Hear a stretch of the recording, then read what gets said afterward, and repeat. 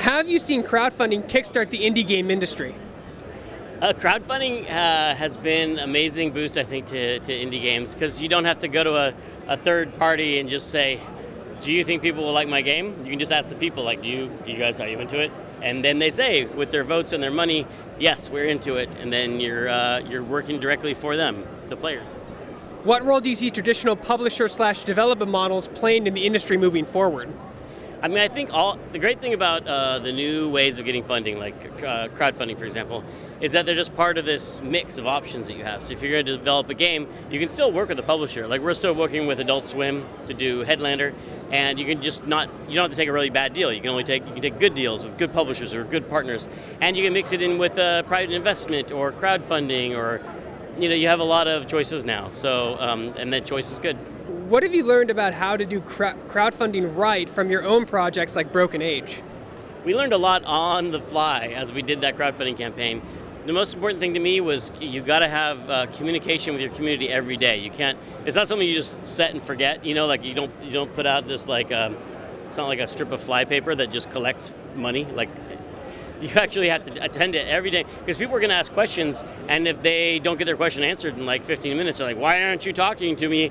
And so if you have a dedicated community manager, or you're doing it yourself, you got to be on there every day talking to your community and doing new things every day. You got to keep this campaign going every day. And I think the biggest part that makes a crowdfunding story a success or not is the story inspirational. Like, is there a reason this person is doing it? If you were like a wealthy person who's like, I'm going to clone Angry Birds and I want to kickstart it, probably no one would back that, because they're like, they don't feel inspired by it. But if you're like an interesting person doing an interesting thing in an interesting way, or the game just has a really amazing trailer, I think that just tells a story that makes people feel like, yes, and they need me to help them. It won't happen without me. What has Fig opened up to fans who want more than a camping trip to Whispering Rock? With Fig, we're allowing for the first time people to actually invest in the game, so they can actually share in the royalties for the game, which is incredible, because when we did our first campaign, I asked, is there any way that we can give back to the backers? I mean, we give these rewards, but like, what if we get rich? What if the game does so well that we have all this money? It'll feel weird that we got the money and aren't sharing it. And I was told it was actually illegal to share it, because that makes it investment, which is heavily regulated. But the Jobs Act has changed, and the regulations about that have changed to allow more people to invest. The term is unaccredited investors can now invest. You don't have to have $1 million in the bank anymore to invest in things. So if you want to invest in Psychonauts 2, you can, and then when the game makes money, you make money too. How does having fan backers impact your development process? It really, having backers that are fans really livened up our development process for sure, because we actually ask them for help sometimes. We're like, hey, we're brainstorming ideas. Do you guys have any ideas? And we got like 52 pages of ideas, and we used a couple of them in the game. And it can be tricky, because you just got to be ready to hear feedback, good and bad. We were sharing a lot of our stuff and share the concept art, and some people were like, I love it, and some people were like, oh, this looks like, yeah, bad. But in the end, you just got to be someone who knows when to listen and take feedback, and knows when to trust your own instincts, because there's a reason people gave you the money, hopefully, which is that at some point you have good instincts, or they wouldn't be trusting you with the money. Even though you're being crowdfunded and you're engaging your community to like give feedback of the game as it's developing, you're still responsible. You're still responsible for the deadline. With Broken Age, we made the choice of investing our own money into it and extending the schedule to give a game that was twice as big as it was originally planned. But that's our decision, so we're responsible for that. You can't say like, well, the backers made us do it. It's still up to you, and every creative decision you make is still your responsibility, even though someone might have told you like, you need to add the shotgun to the game. You can't just, can't throw your hands up and be like, they made me do it. It's still on you. How does the recent success of Psychonauts 2 crowdfunding impact you personally, given it was Double Fine's first game? It really means a lot to us that people responded so well to the Psychonauts 2 crowdfunding on Fig, because it's an older game. I know it means a lot to me, and I know it means a lot to people who tweet at me every day. But what if that's just like 5 people who are tweeting at me every day with a different Twitter name? Who knows? But we launched it, and then we crossed our fingers and we looked, and it took off, and it took off faster than our last campaign. And it's already halfway through, so just a couple days into it. So it's really nice, because it means people still care about Raz, they still care about the Psychonauts, and they want to see more. What has 10 years of thinking about Psychonauts opened up for the sequel creatively? Well, it's the kind of game where, because Psychonauts is set inside people's minds, every time you meet somebody with a unique personality and you wonder, what color is the sky in the world? What does it look like in there? that's a level for Psychonauts, you know? So if you meet a really extreme personality, that would be, you know, a great level. And so you keep having ideas. So I just kept this like Google Doc open. Every time I thought of a brain, I would add it and stick it in there. So we have this list of like 15 brains or so in there that we can pull from. And then there are these old ideas from the first game about Raz's backstory that we want to explore, that we always kind of set up and wanted to tell, and now we finally can. What are your goals heading into Psychonauts 2? My goal is to remind people why they liked Psychonauts and then bring them somewhere new. So it's not just a nostalgia trip. It's all fresh, new content, and it takes them deeper than they had before into Raz's story, and it also feels like just a great game. It'll make a great game. Did I mention that? What impact do you see Fig opening up for things like Brutal Legend 2? Well, it's too early to say about Brutal Legend 2, but let's hope Psychonauts does really well. I mean, who knows? We'd like to do. I'd love to do Brutal Legend 2.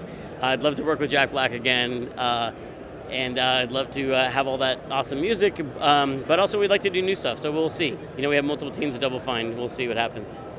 Where would you like to see that game go Where would you like to see that game go next in a perfect world? Brutal Legend. In a perfect world where I had a bunch of money, I would love. Where I had infinite money and I could just work on Brutal Legend all day. There's actually, there's a lot more story that we wanted to tell in the first game that we didn't. I would like to tell, but also there are all these different multiplayer modes that I would love to try for the game.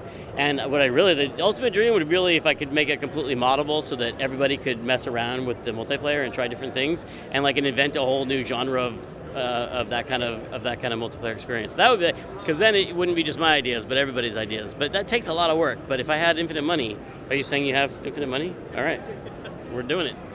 So speaking of ideas, where did the idea for Headlander come from? Lee Petty, the creator of Headlander, was also the creator of Stacking, which was a Russian nesting doll adventure game that Double Fine made, which was really great. And he's been one of our great project leaders. And he really loves, science fiction before Star Wars. Star Wars is great, but before Star Wars, there were this whole different kind of vintage science fiction, like Barbarella or Logan's Run.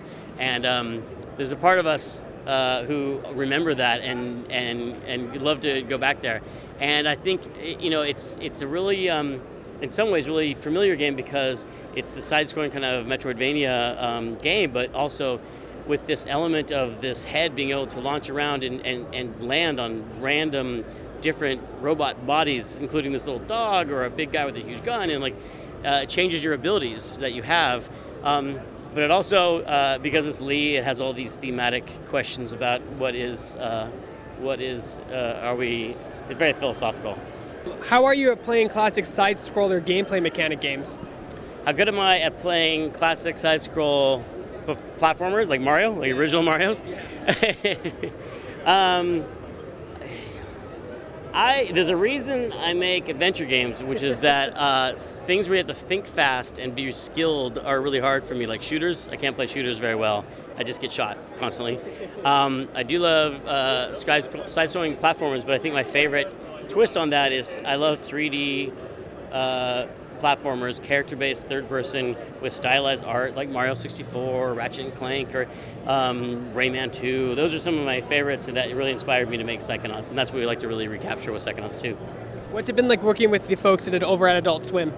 Adult Swim is awesome. I think they're a great example of how you can choose great partners when you're doing part crowdfunding and part, you can choose a great partner like them, who they've been really respect the creative process and really want us to make the game that we want to make, and has surprisingly pushed us to try new crazy things. Like often a publisher will get very worried, like, oh, I don't know about this, you added this weird psychedelic thing and won't that alienate people?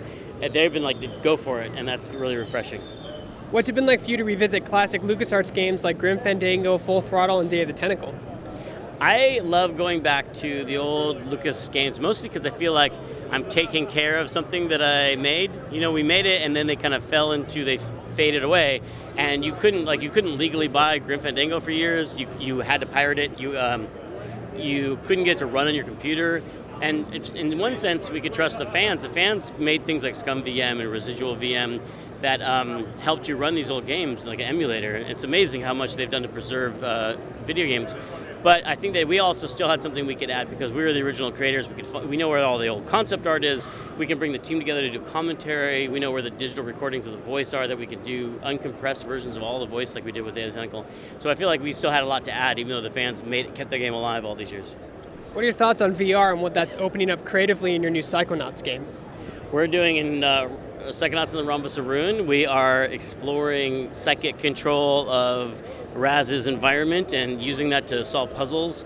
And I feel like the things we like to do at Double Fine are really perfect for VR, because what we like to do most of all is create an amazing environment, crazy world, and then put you right in the middle of it. And VR just does that like instantly, so it really makes that a really powerful experience. And people are just figuring out right now what's cool and not cool in VR, so we're doing all the cool stuff. Where does this fit into the overall universe with the storyline?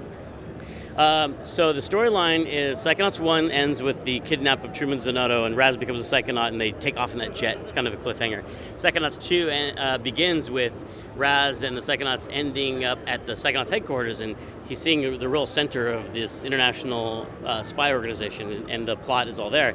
Psychonauts in the Rhombus of Ruin is the rescue mission itself in between the two games. So to rescue Truman Zanotto, Raz and Lily and Sasha and Mia take off in the jet and go find him and end up in a whole bunch of trouble. And they luckily can burn things with their mind.